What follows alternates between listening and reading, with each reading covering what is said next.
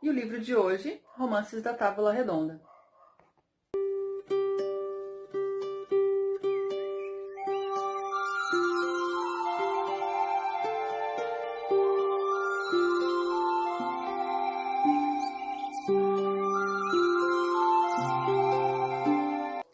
Os romances da Távola Redonda foram escritos por Chrétien de Troyes, não sei se a pronúncia é essa, mas ele foi considerado o primeiro grande autor francês.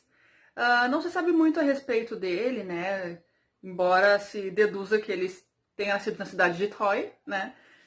E provavelmente pela erudição que ele apresentava e pelo trabalho que ele acabou desempenhando como um escritor, que ele pertencesse ao clero ou alguma família ligada à nobreza.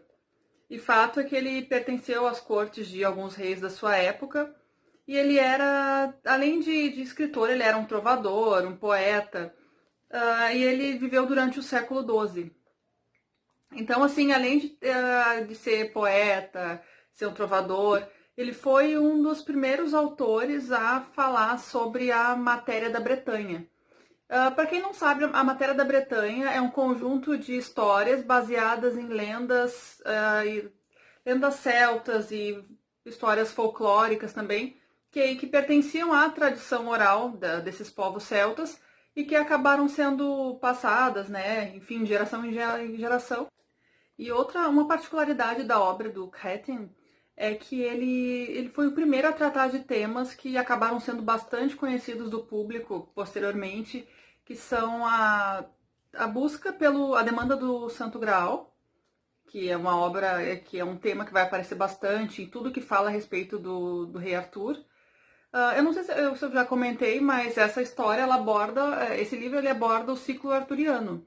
Então, né, como o próprio título já diz, Romances da Távola Redonda. Eu comecei a falar um pouco sobre o autor, mas eu não entrei nesse detalhe. Que então, assim, são histórias da época do rei Arthur. Então, assim, além do Santo Graal, o Chrétien, ele foi o primeiro autor a tratar do suposto romance entre Lancelot e a rainha Guinevere. Isso aí vai ser muito discutido, vai ser muito representado na literatura, no cinema, isso vai ser é um tema que ele vai adiante.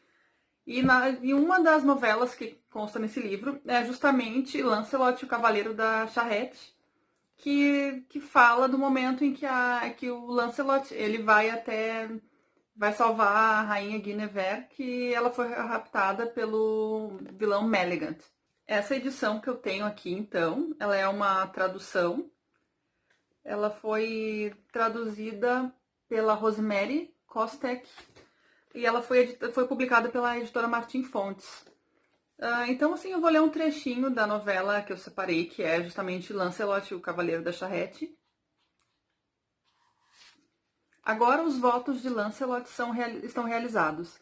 A rainha colheu sua companhia e seu prazer, pois ele que a tem entre os braços e ela entre os braços o estreita.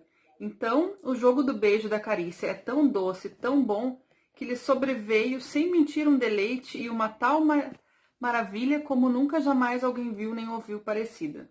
Mas nunca disso vou falar, pois um conto não o deve contar. Sim, o conto nos cala e esconde o mais excelente e o mais delicioso de todos os deleites. Então, assim, até pela época em que foi escrito, o conto ele traz aquele amor romântico, aquele amor idealizado, mas ele não entra em detalhes, né? Não tem, justamente por serem figuras da nobreza, da corte arturiana, o autor ele não entra em detalhes, ele não dá detalhes da intimidade dos personagens.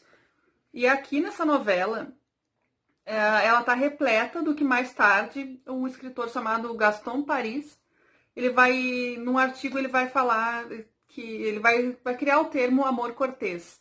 Esse artigo é do século XIX já, e esse autor ele fala desse amor cortês, que seria um conjunto de regras que eram, assim, nas quais o homem ele deveria se sujeitar a várias regras, vários procedimentos para cortejar a mulher amada. Então, assim, não se sabe ao certo se esse conjunto de regras do amor cortês, se isso era aplicado mesmo durante a Idade Média, mas eu acredito que não. Eu acredito que tudo isso se deva à literatura, se deva à ficção, que não existia, que provavelmente não teria acontecido esse romance entre Guinevere e Lancelot. E muito menos esse código de conduta no qual a sujeitava o homem apaixonado, a mulher, ao desejo da mulher, ao temperamento dela, aos caprichos, ditos caprichos da mulher. Eu acredito que não, até porque a gente sabe que as mulheres, ao longo da história, elas foram bastante reprimidas e muitas vezes elas não tinham o direito de decidir nada a respeito da própria vida. Então eu acho que essa rainha Guinevere, bastante caprichosa, que exigia, né, um determinado comportamento do amante, eu acho que isso tudo é ficção, certo? Mas é uma bela leitura para quem gosta de romance, de aventura, quem gosta da temática medieval, do ciclo arturiano. É uma bela leitura também, recomendo. Então, os romances da Távola Redonda são a minha dica de hoje para ler antes de dormir. Beijos!